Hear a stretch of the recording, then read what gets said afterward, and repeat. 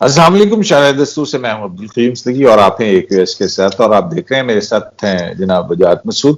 وجاہت مسعود صاحب، سنا ہے آپ کا ایک اور کالم سینسر ہو گیا، وہ کیا ہے؟ کلمی احتساب کی زد میں آ گیا.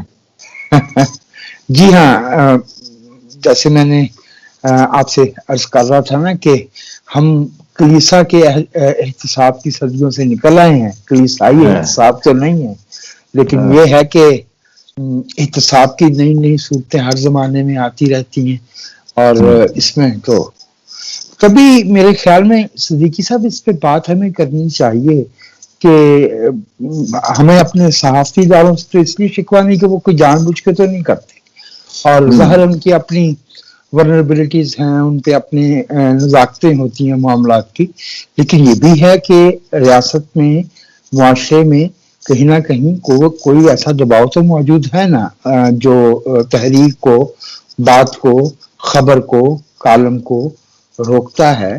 تو اس سے خبر دینے والے پہ، لکھنے والے پہ کیا اثرات مرتب ہوتے ہیں، اور اس سے صحافت کے معیار پہ کیا اثر پڑتا ہے. اس پہ میرے خیال میں تو آپ جیسے صاحب کو جو ہے نا اپنے تجربات کی روشنی میں بات کرنی چاہیے. میں تو بالکل ضرور کریں گے، بلکہ اس پہ گفتگو کرنے سے پہلے ہم ضرور اس کو، یہ بڑا ایک امپورٹنٹ جو ہے نا وہ موضوع ہے کہ آخر پھر ہوتا کیا ہے، وہ مجبوریاں کیا ہوتی ہیں، اور پھر اس کے بعد اس کے ایفیکٹس کیا ہوتے ہیں، اثرات کیا، مضمرات کیا نکلتے ہیں اس کو.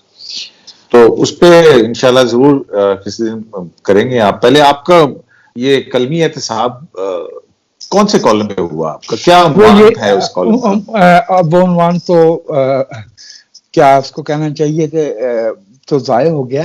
وہ یہ تھا کہ 25 نومبر سے 10 دسمبر تک عورتوں پہ تشدد اور جو صنفی امتیاز ہے اس کے خلاف آگہی کی مہم چلائی جاتی ہے دنیا بھر میں. 1991 سے چل رہی ہے، تو 16 روزہ مہم کہلاتی ہے. تو اس حوالے سے ہم بات کرنا چاہ رہے تھے کہ یہ جو صنف کی یعنی جینڈر کی بنیاد پہ جو تشدد ہوتا ہے، اس کا معاشرے کے سیاسی ڈھانچے کے ساتھ، معاشرے میں اختیار اور طاقت کے جو تانا بانا ہے، میٹرکس ہے، اس کے ساتھ کیا تعلق ہوتا ہے. تو میرے خیال میں اس میں کچھ ایسی باتیں آ گئیں جنہیں یہ سمجھا گیا کہ وہ ذرا نازک. موضوع یہی تھا صنفی تشدد کے بارے میں آگہی کے 16 روز. تو چلیں اپنا سینسرڈ شدہ کالم ہمیں سنائیں. مہربانی، شکریہ. مونٹریال کے پولی ٹیکنک اسکول میں 6 دسمبر 1989 معمول کا دن تھا. انجینئرنگ کے طلباء اور طالبات درس و تدریس میں مصروف تھے. سپہر 5:10 پر مارک لپینو نام کا 35 سالہ مسلح شخص دوسری منزل کے کمرہ جماعت میں داخل ہوا. یہاں 9 طالبات میں 60 طالب علم موجود تھے. حملہ آور نے طالبات اور طلباء کو علیحدہ کر کے طالبات پر فائرنگ شروع کر دی. 6 بچیاں موقع پر ہلاک ہو گئیں.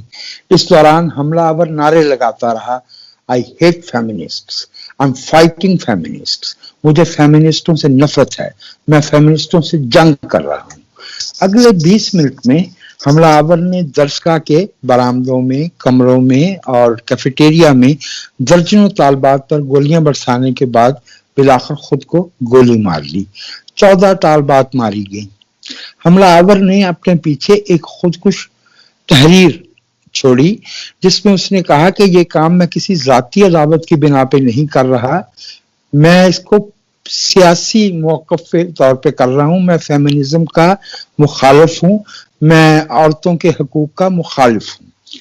اس واقعے کے 2 برس بعد 1991 میں centre for women global leadership, یہ نیو جرسی میں ایک ادارہ ہے، وہاں فیصلہ کیا گیا ایک اجتماع میں کہ ہر برس 25 نومبر سے 10 دسمبر تک صنفی تشدد کے خلاف آگہی کی 16 روزہ مہم چلائی جائے گی، جس کا مقصد یہ رکھا گیا کہ 2030 تک عورتوں پر دنیا بھر میں ہر قسم کے تشدد کا جو ہے وہ خاتمہ کرنا ہے. ہمارے ملک میں اس برس اس مہم کی خاص اہمیت ہے کہ ہم کم سن بچے بچیوں پر جنسی تشدد، اغوا اور مذہب کی جبری تبدیلی کی خوفناک لہر سے دوچار ہیں، اور یہ بحران हमारी सियासी सूरत हाल से जुड़ा हुआ है। मॉन्ट्रियल के हमलावर ने खुद को एक सियासी मौक़िफ़ का हामी करार दिया था। सिंफी तशद्दुद और इम्तियाज के खिलाफ आगही की मुहिम ऐलान करती है कि मुहज़्ज़ब इंसान माख्तलाफिनों के सियासी मौक़िफ़ की भरपूर मुखालफत करते हैं। किसी रियासत के इज्तिमाई सियासी बंदोबस्त की नौइयत निचली तरीन सतह पर अफराद के रवैये तश्कील देती है। किसी मुआशरे की बुनियाद के दो ही असूल मुमकिन हैं, जिस्मानी ताकत यानी काइनेटिक फोर्स या दलील पर मबनी मकालमा। औरतों के हकूक दलील की सकाफत है। सिंफी इम्तियाज का बुनियादी मुकदमा यह है कि हकूक, रुतबे और अख्तियार का सरचश्मा दलील नहीं बल्कि ताकत, धमकी और तशद्दुद होगा। रेप किसी इंसान पर तशद्दुद की बदतरीन सूरत है और यह जुर्म कौमी सतह पर आमरीत की सूरत अख्तियार करता है। रेप रजाकाराना तायीद की नफी है। कौम की मर्जी के बगैर बंदूक के बल पर इक़्तिदार छीनना आमरीत है। शहरी को रेप के खौफ से आज़ाद करने के लिए ज़रूरी है कि कौम को आमरीत के खौफ से निजात दिलाई जाए। ये दुरुस्त है कि जमहूरी रियासतों में भी रेप मुमकिन है, लेकिन फ़र्क ये है कि जमहूरी रियासत रेप के जुर्म की असूली मुखालिफ है, जबकि आमरीत बदतरीन इज्तिमाई रेप की पुश्तीबान होने के बायस फर्द के रेप की कमाहक्कू दादरसी नहीं कर सकती। अगले रोज हमारे बरादर बुजुर्ग ने अपने कॉलम में लिखा कि सोवियत यूनियन में रेप नहीं होता था, लाहौर वाला कुव्वत। ख्रुश्चेव की खुद नविश्ती ही देख ली होती। स्टालिन के अहद में 12 बरस तक सोवियत शहरियों की इज्जत व आबरू का मुहाफिज और सिक्योरिटी चीफ लवरांची बैरिया स्कूल की सैकड़ों बच्चियों के अगवा और रेप का मुजरिम था। दरवेश समझता है कि मुतलक इक़्तिदार अपनी बेमानवियत के खला में नागुज़ीर तौर पर रेप की खाई में उतरता है। रेप महज चाकू दिखाने और मारपीट करने का नाम नहीं, इस जुर्म की तारीफ में खौफ और लालच दोनों शामिल हैं। ये महज इत्तफाक नहीं कि इंसानी तारीख में जंग और रेप में चोली दामन का साथ रहा है। आमराना रियासतें रेप जैसे जुर्म का इलाज इबरतनाक सजाओं में तलाश करती हैं। एक वजह तो ये कि इक़्तिदार की चोटी पर फाइज अफराद और तबकात को इसका अंदेशा नहीं होता कि ये सजाएं उन्हें भी दी जा सकेंगी, और दूसरे ये कि ये सख्त जिस्मानी सजाएं बजाते खुद ताकत के असूल की तौसी हैं। जुर्म के मुहर्रिक की बजाय वाक़े को मरकज़ा तस्लीम करके चलें तो जुर्म और सजा का सिलसिला शाना बशाना चलता रहता है, फांसी घाट भी आबाद रहता है और जुर्म भी जारी रहता है। गुज़िश्ता रोज यानी 26 नवंबर को काबीना की मुतअल्लिका कमेटी ने एंटी रेप ऑर्डिनेंस 2020 की मंजूरी दे दी है। वह अब हम इस अदलिया से रेप के मुकदमात में इबरतनाक सजाओं के जरिए इंसाफ की तवक्को बांधेंगे, जिसने कौम की बेहुरमती और आइन के कत्ल पर हमें अशरा दर अशरा मायूस किया है। ये आलूदा और नमदार कलम सजा तो लिख सकता है, इंसाफ नहीं दे सकता।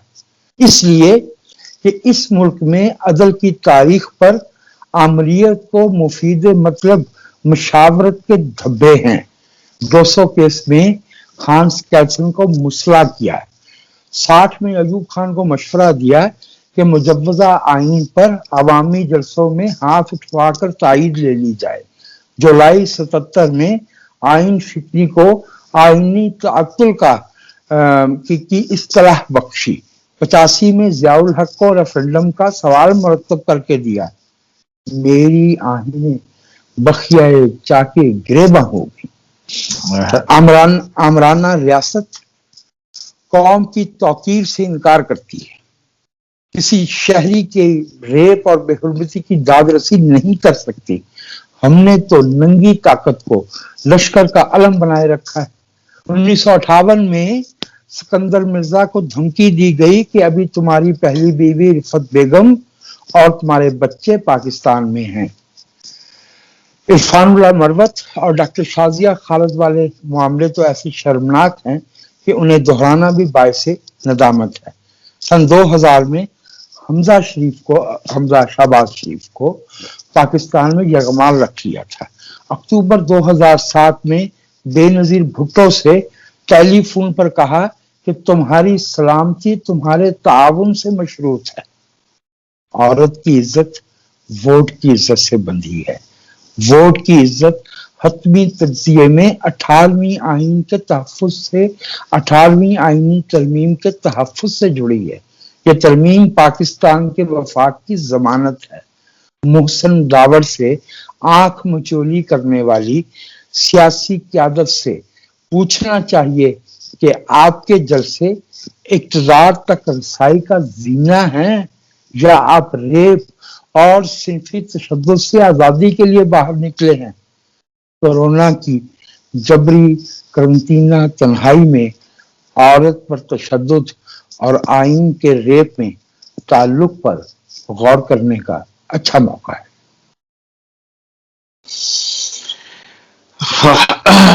اپنا ویسے یہ آپ کا کالم سننے کے بعد مجھے لگ رہا ہے آپ نے آمرانہ سوچ کا ریپ کر دیا۔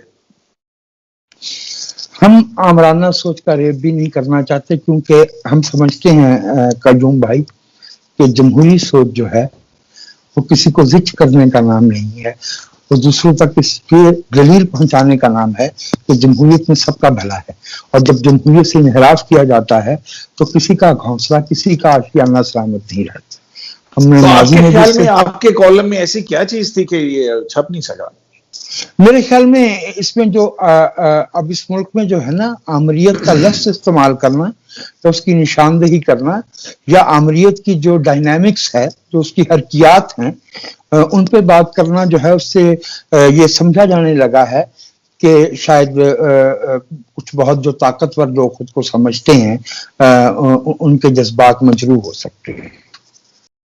یہ افسوسناک بات ہے کہ بظاہر تو ہم جمہوری حکومت میں رہتے ہیں، اور جمہوری حکومت میں تو آمریت پہ تنقید کرنا تو ایک خوش آئند بات ہونی چاہیے، اس کو تو ویلکم کیا جانا چاہیے، لیکن جس طرح سے ہم نے آمریت کے بارے میں حساسیت پالی ہے، کاش ہم نے کبھی جمہوری ادوار میں جمہوریت کے بارے میں بھی ایسی حساسیت پالی ہوتی۔ بہت شکریہ آپ کا وجاہت مسعود صاحب، آپ نے اپنا قیمتی وقت ہمیں دیا اور اپنا وہ قیمتی کالم جو قلمی احتساب کی زد میں آیا، یہ میرے خیال میں آج ہم اس کا دوسرا سلسلہ جو ہے وہ دوسرا آپ کا ایسا کالم ہے جو چھپ نہیں سکا، سینسر ہو گیا۔ تو بہت شکریہ آپ کا وقت دینے کے لیے، اور ایکویس لائیو حاضر ہے جب آپ کا کالم سینسر ہو یا کسی کا بھی کالم سینسر ہو تو وہ ہم سے رابطہ کر سکتا ہے۔ لیکن میں آپ سے عرض کروں کہ خواہش اسی معاشرے کی کرنی چاہیے جہاں قلم پہ قدغن نہیں ہو، جہاں کوئی لفظ اگر کسی کی شخصی بےحرمتی نہیں کرتا، واقعات کو مسخ نہیں کرتا، تو ایک مہذب معاشرے میں تقریر کی تحریر کی آزادی جو ہے یہ بہت وسیع آزادیاں ہیں۔ معاشرے کو اس پہ حساس ہونا چاہیے، اس سے نقصان ہوتا ہے۔ تو شاعر نے کہا کہ خدا نہ کردہ کسی قوم پہ یہ وقت آئے کہ خواب دفن رہیں شاعروں کے سینوں میں۔ تو احتساب ہوگا تو پھر تو سینوں میں رہ جائے گی نا بات۔ ہاں نہیں انشاءاللہ ایسا نہیں ہوگا۔ بہرحال آوازیں تو آتی ہیں اور آوازوں کو خاموش میرا خیال ہے کہ کرنا مناسب نہیں ہوتا۔ آپ کا شکریہ، آپ کا شکریہ، بہت شکریہ۔ بہت شکریہ۔